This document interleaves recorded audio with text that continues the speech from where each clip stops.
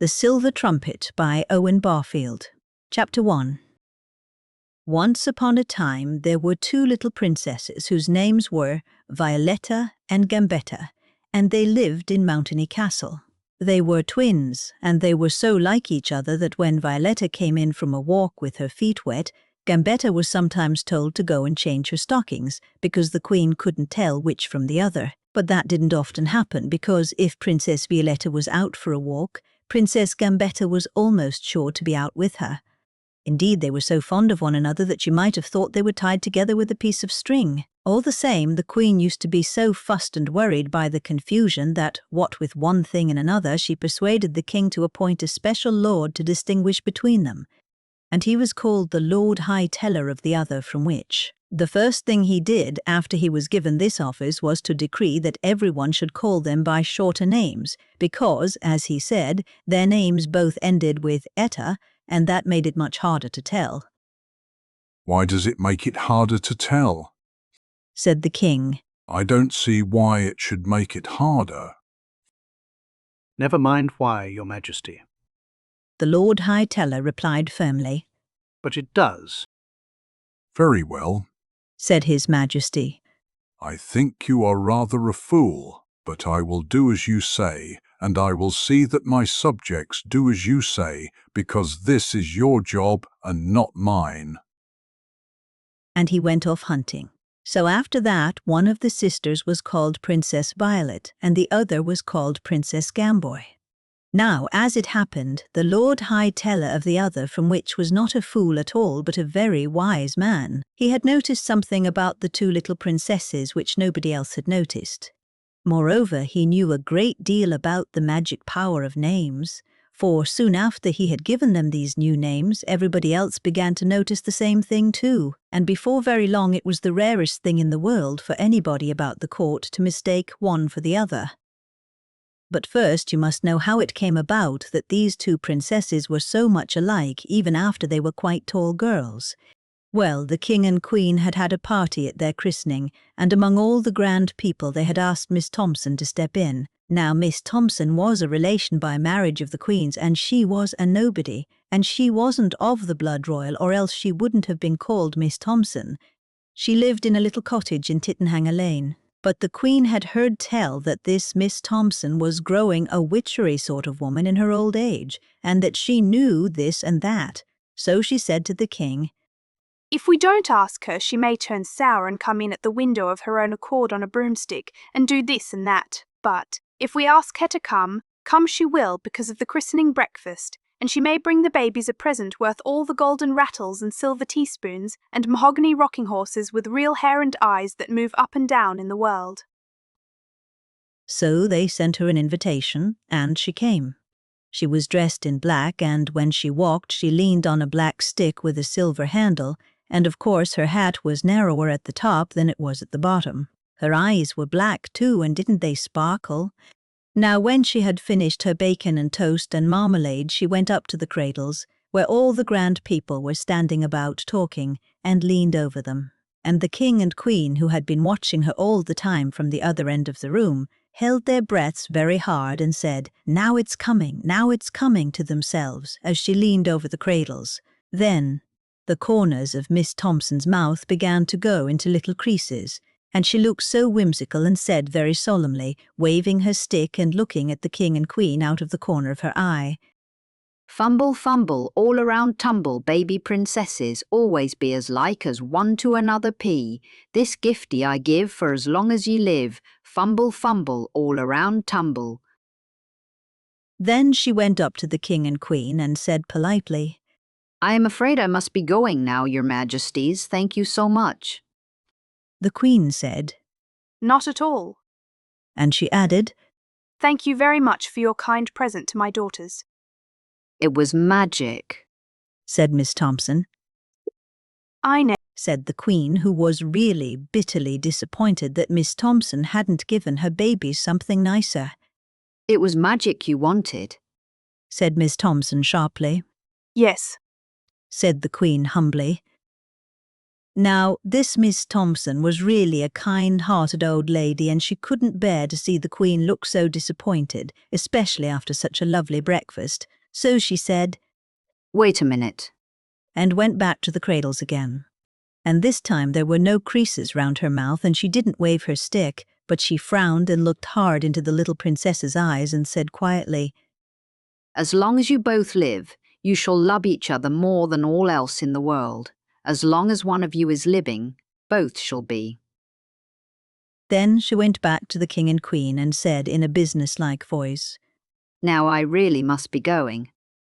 but the Queen, who had heard what she said over the cradles, fell suddenly on her knees and wept tears of joy, thanking dear Miss Thompson over and over again, kissing her hands and saying, I don't deserve it. I don't deserve it.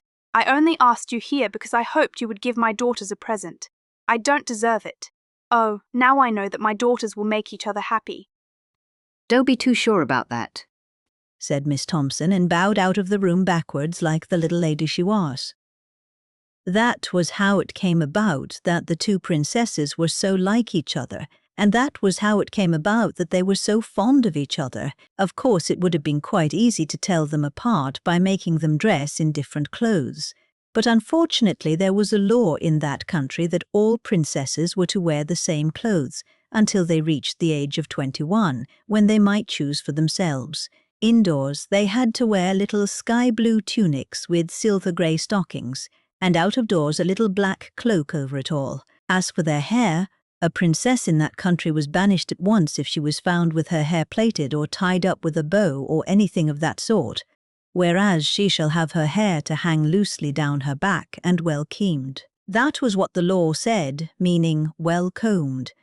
It was only in the royal nursery or in the west corner of the Queen's garden that Violetta and Gambetta were allowed to wear just what they liked and to do their hair just as they pleased. What was it that the Lord High Teller of the Other from which had noticed about the two princesses before he had their names altered? One day he was walking in the garden to take the air when he saw the two sisters playing together near the entrance gate. Just then a little ragged boy passed along the road outside, crying and crying. Violetta's eyes filled with tears, and she ran out and gave him an apple she had in her hand and asked him what was the matter. The Lord High Teller couldn't hear what she said or what the little boy said, but he saw the little boy gradually stop crying as he listened and go off at last with his face all shining. Then the Princess Violetta came back to her sister, and the Lord High Teller heard them talking to each other. What are you crying about? Said Gambetta. I can't help it, said Violetta. I am thinking of all the other little ragged boys. Oh dear, I am so miserable. And she went on crying. Don't be silly, said Gambetta. I expect he started crying like that on purpose to make you give him your apple. Why should you think so? Said Violetta. People are like that, said Gambetta. I don't believe it, said Violetta through her tears. You'll learn in time, my dear, said Gambetta, who was 1 minute older than her sister. The noble lord didn't hear any more of their conversation, but he smiled rather sadly to himself as he walked on, and a week later, when the king appointed him Lord High Teller of the Other, from which he knew quite well, of course, that the princesses ought to be called Violet and Gamboy. And they were. From that time on, the king and queen and the whole court gradually began to see what the Lord High Teller had seen already. It was this. The two little princesses, who were so much alike on the outside that you couldn't tell them apart, were as different inside as a church from a booking office. But the two spells which Miss Thompson had laid on them at their christening remained unbroken. When Princess Gamboy had said so many sour things that an ugly wrinkle began to show in her face, the same wrinkle began to show in Princess Violet's face, whether she liked it or not. But, on the other hand, when Princess Violet had danced and sung so much, for she was very fond of singing and dancing, and made so many people happy that two quite new dimples appeared on both sides of her mouth, the same dimples appeared on both sides of Princess Gamboy's mouth, whether she liked it or not. Of course, the dimples and wrinkles got in each other's way a good deal, and the dimples were not quite so pretty, and the wrinkles not quite so ugly as they might have been. In short, while Princess Gamboy was not nearly so ugly as she would otherwise have been, Neither was Princess Violet quite so beautiful. That was what the spell did. As for the other spell, the only thing in the whole world which Princess Gamboy loved was Princess Violet.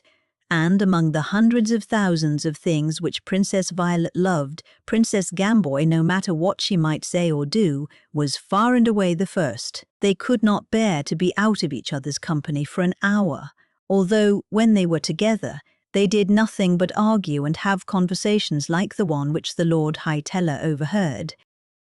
So the two princesses grew up side by side in the castle until one morning, when Princess Violet was dancing, as a leaf dances in the wind, in the west corner of the Queen's garden, and Princess Gamboy was reading in a big black book called Excerpta, and continually looking up and saying to Violet, "Keep still, can't you?"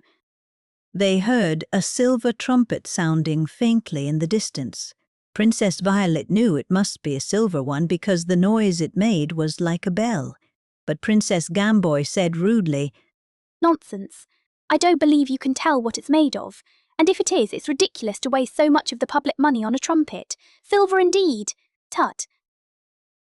And she bent her head down over her book again, frowning and mumbling something which sounded to Violet like, "Form forward, say it Touston." Poor Violet felt crushed, but she didn't say anything and ran straight off to the gate to see who it was, for she felt quite sure the trumpet had been blown by someone on his way to the castle. She pressed her forehead against the bars of the gate and made 2 white marks on it, but there was nothing to be seen yet in the dusty white road leading away up over the hills. Then, suddenly, she heard the trumpet again, and this time it sounded a little nearer. Tootity, tootity, tootity, tootity, too-too, rooty, rooty, rooty, too-oo-oo. "It is like a bell, She said to herself, and I know it's made of silver."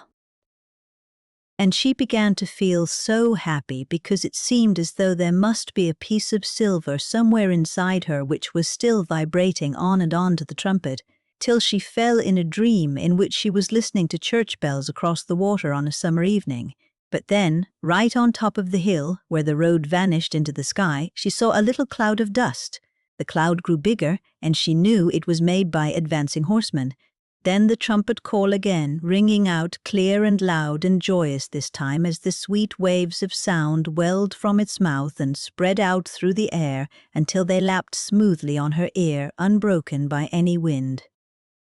Tootity, tootity, tootity, tootity, too-too, rooty, rooty, rooty, too-oo-oo. At last the dust began to clear a little, and Princess Violet could distinguish the figure of a tall young man on a white horse at the head of the party. He was clad in glittering silver armor. Not that kind which is made in separate stiff pieces and makes a man look like 5 tin sausages, but the kind which is called chain mail. It is all woven in shining links, so that it looks like a million watch chains and fits as close as wool. Violet rushed back to where Gamboy was sitting. "It's a prince." She shrieked, and she waltzed round Gamboy, singing over and over again a little song which meant absolutely nothing at all. It sounded like, "Create a sensation of glory, all in the land of Judea." She always sang it when she felt excited. You see, they hardly ever had a visitor at Mountaineer Castle, and Violet, happy as she was, sometimes felt dull and cross and tired of singing and dancing all by herself. But all Princess Gamboy said was, "Well, don't get so excited about him. It will only make him more conceited than he is already." "How do you know he is conceited already?" said Princess Violet. "I don't know, Answered Gamboy. but they nearly always are." "But you've never met any." Said Princess Violet. "So how do you know?" "Ah," Said Princess Gamboy, who was 1 minute older than her sister, and she smiled and wouldn't say any more. Meanwhile, the party of horsemen, with the prince at its head, had reached the gate. Violet watched from behind a bush where she could not be seen. She saw the prince send forward a herald who struck thrice on the bell with his riding crop, for although the prince was in chain mail, none of the party carried swords. Then the prince himself moved his horse forward a few paces and told it to stand still. But the horse, instead of standing still, kept moving its feet about in a mincing little dance, as horses do. So, without waiting, the prince stood up in his stirrups and taking a shining silver trumpet from his baldric. There, it is silver, thought Violet, and she nearly went and told Gamboy, but she was too interested. Taking a shining silver trumpet from his baldric, he placed it to his lips and calmly blew, tootity, tootity, tootity, too-too, too. Rooty, rooty, too-oo. Now at the very first note of the trumpet, the prince's horse, which had been criss-crossing its feet all this time and shaking its head and behaving dainty, suddenly stiffened, pricked up both its ears, and stood as stock-still as a marble horse. And at the very first note of the trumpet, Princess Violet forgot the prince and the garden and Princess Gamboy and Mountainy Castle and the sky above her, and dreamed she was afloat beneath tons and tons of clear green water near the bottom of the sea, and, oh yes, far away someone was booming a huge bell. She couldn't hear it, but she could tell because all that great water shook, and at the very first note of the trumpet, Princess Gamboy lost her place in the book, where she was reading How Formfordse Ate Touston, and instead of being angry and shutting it with a bang, as she usually did when she lost the place, she leaned back in her garden chair and began to think of the time when she was a little baby, before she was called Gamboy, and before Violet, and she grew so different from one another, and she even wondered for a moment whether she was really so very much wiser than her sister, even though she was a whole minute older. And at the very first note of the trumpet, all the porters and doorkeepers and sweepers and cooks and bakers and pastry makers in Mountainy Castle stopped carrying and doorkeeping and sweeping and cooking and baking and pastry making, and looked at each other and listened. And the head porter didn't tell the under porters to get on with their work, and the head doorkeeper didn't tell the under doorkeeper to get on with their work, and the head sweeper and cook and baker and pastry maker didn't tell the undersweepers, cooks, bakers and pastry makers to get on with their work, but they all stood still, staring and listening like so many loons. Tootity, tootity, tootity, tootity, too-too. Rooty, rooty, rooty, too-oo-oo. As the last note died slowly away, everybody in the castle stirred slowly like a man waking from sleep, and looked mazedly round him. All were full of wonder, and many opened their mouths to ask their neighbours what had happened, but just as they were about to speak, they seemed to change their minds. They turned their eyes away from each other and down to the ground, as though they were ashamed of something, as though they all knew something they were all pretending they didn't know, and went on with their work. Only the head doorkeeper spoke. He told the under doorkeeper to go and open the gate. And as the last note died slowly away, Princess Gamboy stirred and shook herself and opened her book again. Don't be a fool, Gamboy.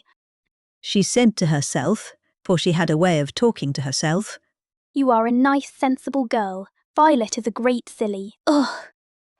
And as the last note died slowly away, it seemed to Princess Violet that she was rising slowly through the silent green waters, which still shook all through to the booming of that unseen bell, until at last her head burst up into the open air, and lo and behold, there was no water at all, and she was back in the castle gardens looking at the silver prince who had just taken the trumpet from his lips.